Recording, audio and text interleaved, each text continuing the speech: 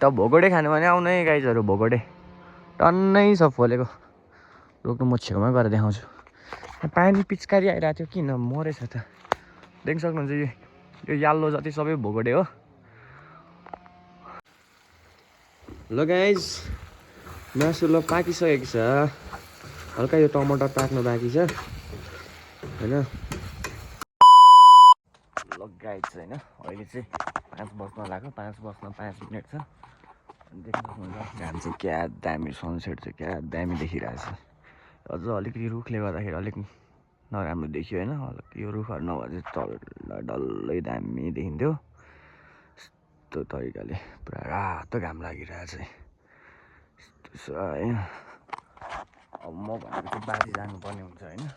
चट्ट घाँस सास लाउनुको लागि बाख्रालाई चट्ट के बोकेर हिँड्यो हो यस्तो छ छोरीको हालत चाहिँ मम्मीलाई बाल्टिङहरू लगेर बारी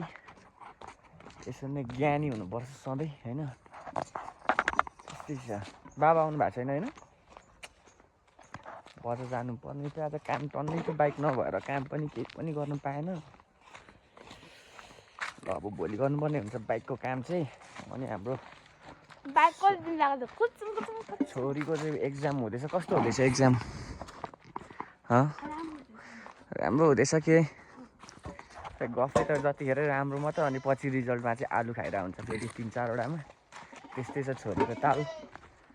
है होइन 3-4 वटा आलु खान्छ नि हो र घाम दामी देखिरहेछ है हेर त ल गइरहेको तिमीहरूको दाउरा काट्नुभएको हो कि कसको ल के त्यो चाहिँ गाई धुने बाल्टिङ ल ल गुड गुड गुड मम्मीलाई सघाउनुपर्छ त्यति नै छ खासै काम त केही छैन अनि आज काम टन्नै दिइराख्नु हुन्छ बाबाले केही पनि गरेन यार यस्तो अल्छी लाग्छ कि दिनभरि गेम खेल्यो मोबाइल चलायो बस्यो है अलिकति चाहिँ घाँस काट्नु पर्नेछ मेरो अनि त्यस पछाडि लगाइदिइराखेर आउँछु किनभने अहिले लगाइहाल्ने टाइम तत्कालीन भइहालेको छैन नि त घाँस त्यस्तै छ जाडो एकदम बढेको छ दिउँसो चाहिँ त्यति जाडो छैन बिहान बेलुका चाहिँ ओभर जाडो छ होइन अझ पानीको त कुरै नगरौँ म्याक कसम चिसोले नै हात पोलेर आउँछ म्याक बेला मुख पनि नधुउँ जस्तो हुन्छ यार नुहाएको पनि छैन यार चिसो पानी भन्दाखेरि याद आयो दिन भइसक्यो लेजी पुरा लेजी अनि त्यही माथि चिसो ओहो हो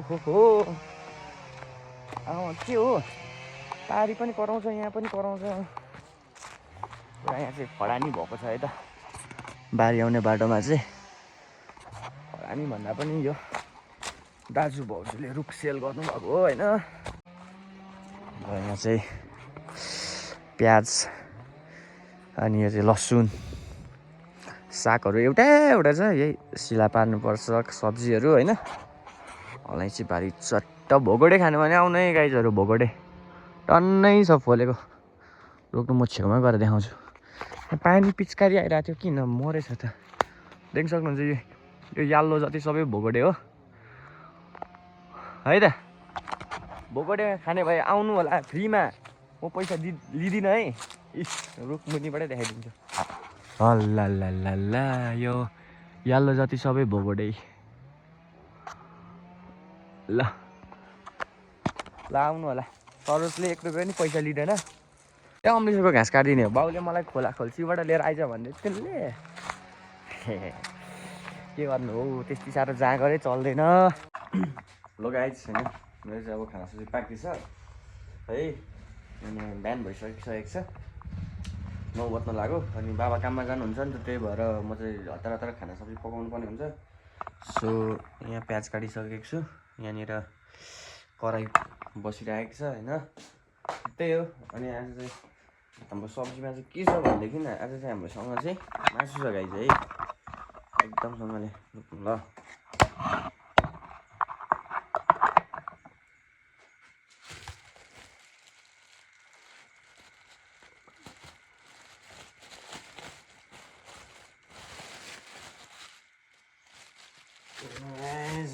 मासु छ आज होइन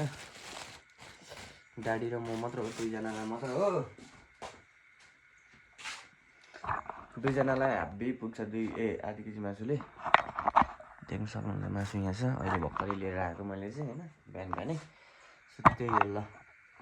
मैले स्ट्यान्ड पनि ल्याएको छु यस्तै गर्नलाई सजिलो हुन्छ मेरो स्ट्यान्ड पनि लिएको तर यो नयाँ चाहिँ स्ट्यान्डै चलाउनै आउँदैन यार चलाउनै आउँदैन अनि अडिँदैन यार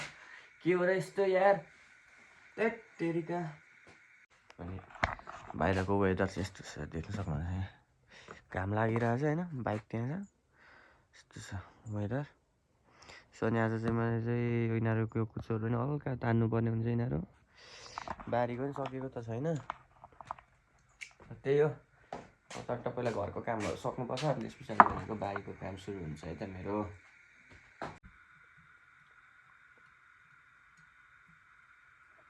द्याट्स इट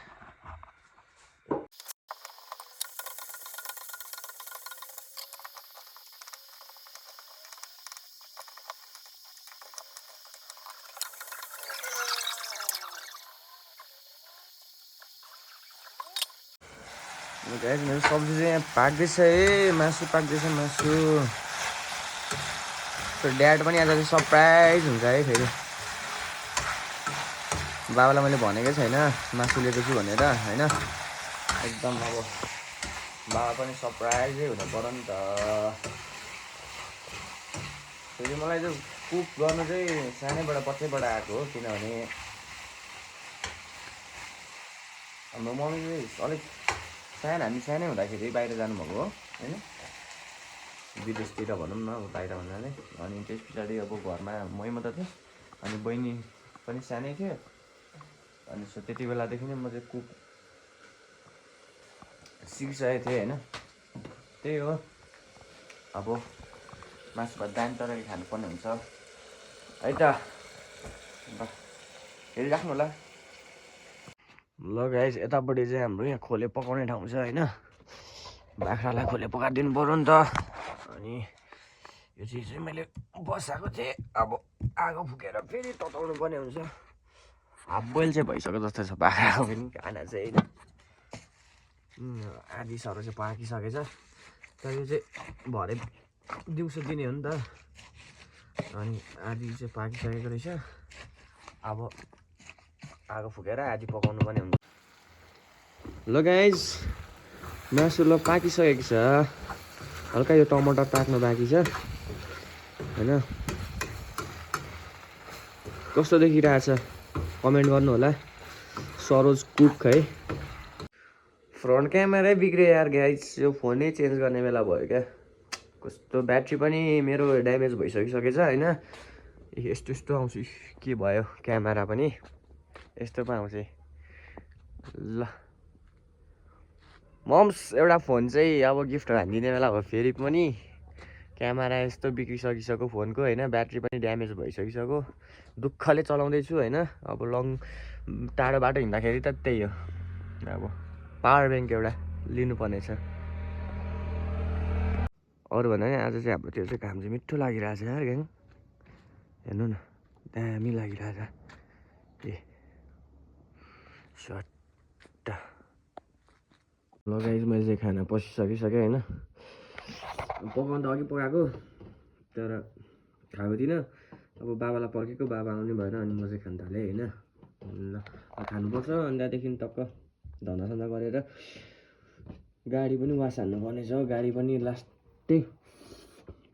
झर्छ गाडी पनि लास्टै भर्छ ल गाइस म खाना खान्छु होइन भेटेँ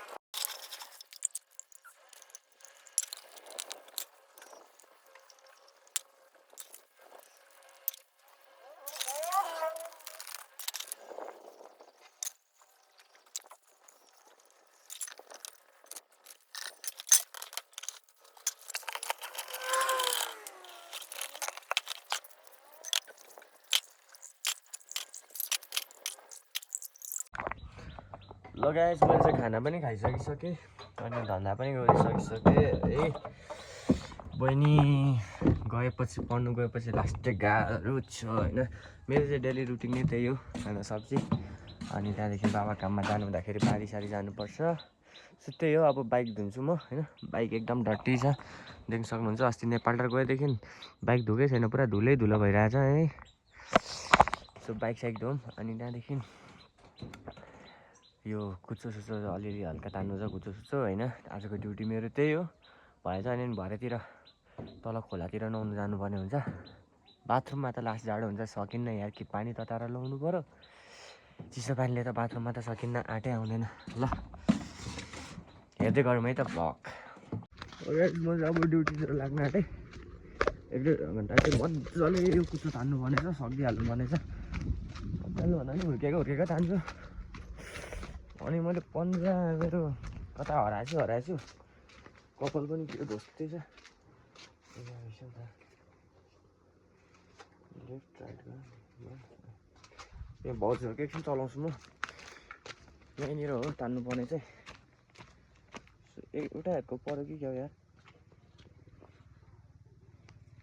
ल म्याच दुइटा एउटै हातको परेछ नि त पन्जा त टेक खिच्चा कि होइन नि यार